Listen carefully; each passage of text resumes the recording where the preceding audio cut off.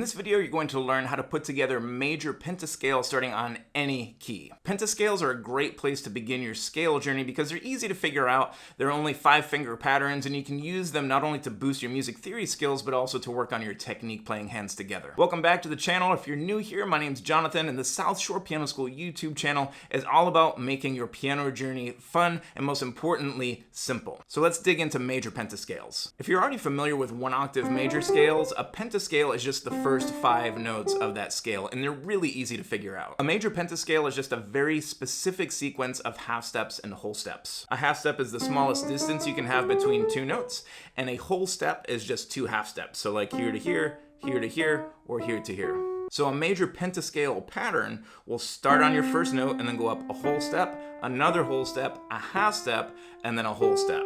So starting note, whole step, half step, whole step. And then using that pattern, you can figure out pentascales on any key. Let's say I want to figure it out on E major pentascale. So I start on E, up a whole step, another whole step, half step, whole step. E major pentascale. Let's try one more. How about C sharp major pentascale? Same idea. C sharp, up a whole step, up another whole step, up a half step, up a whole step. C sharp major pentascale.